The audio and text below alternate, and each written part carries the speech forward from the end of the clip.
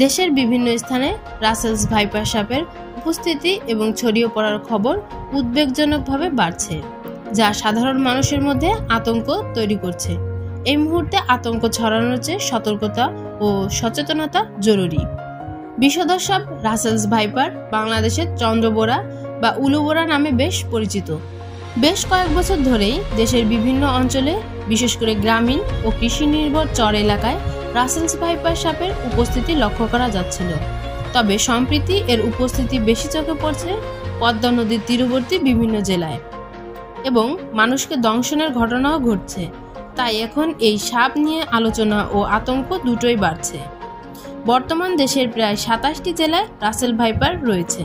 অধিক প্রজনন ক্ষমতা সম্পন্ন এই সাপ ডিম না দিয়ে একসঙ্গে 20 থেকে 80টি পর্যন্ত জীবন্ত বাচ্চা প্রসব করতে পারে।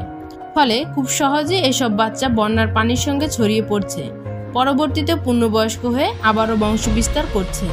দেশের চরাঞ্চল এবং নদীর তীরবর্তী লোকালয়ে রাসেলস ভাইপারের উপদ্রব বৃদ্ধি চিন্তার বিষয় হয়ে দাঁড়িয়েছে।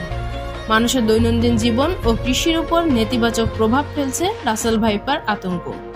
এদিকে সামাজিক যোগাযোগ মাধ্যমেও রাসেলস ভাইপার নিয়ে নানা গুজব ছড়ানো হচ্ছে, ফলে সাধারণ জনগণের মধ্যে আতঙ্ক দিন দিন বাড়ছে।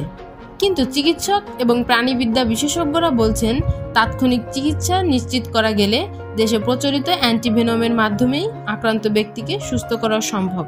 তবে সতর্কতার বিকল্প নেই, তাই এ বিষয়ে দেশের সব অঞ্চলে সচেতনতা বাড়াতে হবে।